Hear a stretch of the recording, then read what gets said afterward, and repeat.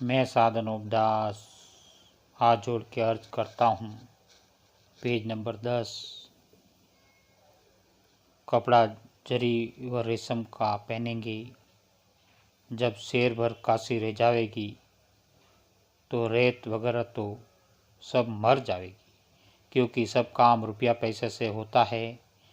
ब्याह शादी में कपड़ा वगैरह कहाँ से आवेगा, और बगैर बड़द गाय के खेती बाड़ी के काम किस तरह से चलेंगे, और बगैर पैसों के दुनिया का कोई काम नहीं चल सकता है। और जब रेत तबाह हो जाएगी तो राजा बादशाह क्या करें। रेत बगैर राज ही नहीं, क्योंकि पैसों बगैर दुनिया के कार्य चले ही नहीं, और पैसे बगैर रेत मर ही जाएगी। और इन सौदागरों ने काल पड़ा पड़ा कर धन अपने काबू में कर लिया है, और जो कुछ बाकी रहा है उसको भी काल पड़ा पड़ा के काबू में कर लेंगे। और ये सौदागर धन को जहाज में लाद लाद कर रावण की तरह से दरियाओं के पार लिए जाते हैं। जैसे कि रावण लंका में ले गया था, उसी के माफिक ये भी ले जाते हैं। और फिर पहले से दुनिया में ये बात भी इन्होंने चला दी है कि शेर काशी रहेगी वो दौलतमंद होगा, और दुनिया की आंखों देखते धन को ले जाते हैं, और दुनिया की बुद्धि भ्रष्ट करके ऐसा सुझाते हैं कि अंग्रेज ले जाते हैं और लिए जाते हैं ये बनिए। सो दुनिया को तो कुछ दोष नहीं, क्योंकि दुनिया की बुद्धि तो इन्हों के जादू में इन्होंने कैद कर रखी है। और आंखों देखते ये बनिए धन को रेल में व जहाज में लाद कर लिए जाते हैं, और दुनिया की बुद्धि भ्रष्ट होने के सबब से खबर नहीं पड़ती है। और इन्होंने कैसी अक्लमंदी की है कि ये बनिए जब दूसरी विलायत के लोगों को हिंदुस्तान में लावेंगे तो वो दूसरी विलायत के लोग दुनिया में ये बात सुनेंगे कि हिंदुस्तान का पैसा अंग्रेज ले गए, तो फिर वो अंग्रेज़ों से लड़ेंगे, और असल में ये बनिए अंग्रेज़ों से लड़ावेंगे।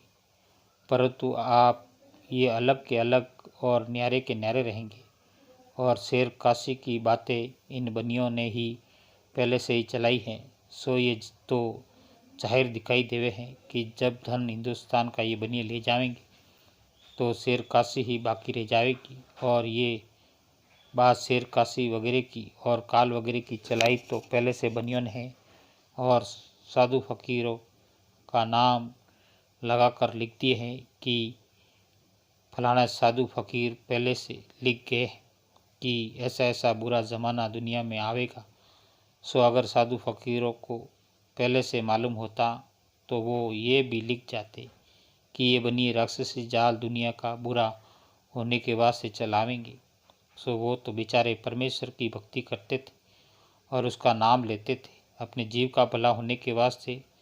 सो ये बनिए इस जाल को प्रगट और चौड़े ना होने के वास्ते अपने सर रावण के मापिक नहीं लेते, जैसे रावण अपने सर नहीं लेता था।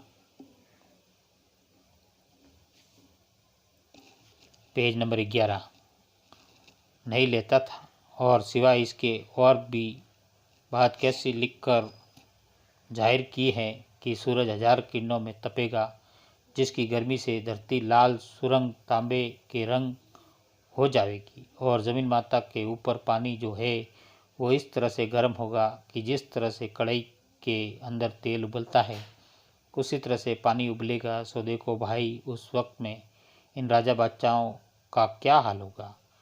परंतु अब लोगों को ये बात न्यायित खूबी के साथ सोचनी और समझनी चाहिए। और ये जो आग में इन सौदागर महाजनान ने किताबों के अंदर लिख कर जाहिर की है, ये कुल सौदागर महाजनान की जालसाजियाँ हैं, क्योंकि सूरज 1000 किरणों में नहीं तपेगा ये तो तमाम जहान को भूल बताई है।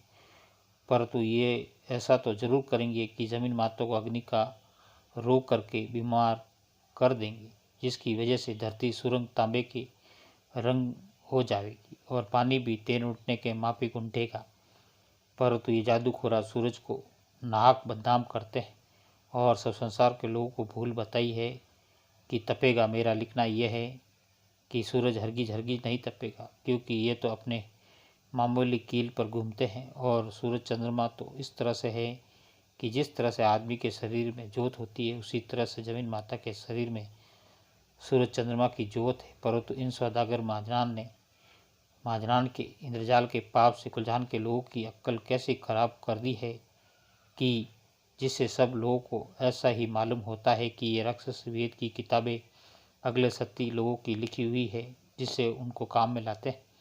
परंतु उनको ये बिल्कुल मालूम नहीं है कि जितनी किताबें राक्षस वेद की है वो कुल इन सौदागर महाजनान की है और इनकी चलाई हुई है।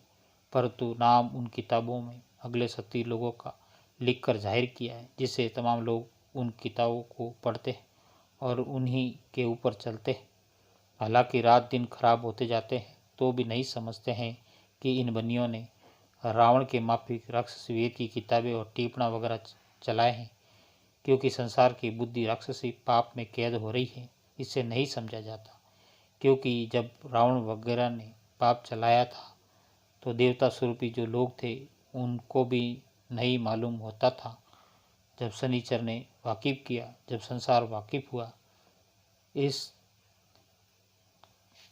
इससे मैं हाथ जोड़ के अर्ज करता हूँ कि कुल जहान के राजा बादशाह और रेत एक दिल होकर इन बनियों के राक्षसी पाप को छुड़ाओगे जब तुम्हारे बाल बच्चे बचेंगे। साधनोपदास, किताब जगत कहानी, छावनी, हरणपुरा, शिवगंज, मारवाड़, 30 17 27। Phone number 029 76 27 30 24।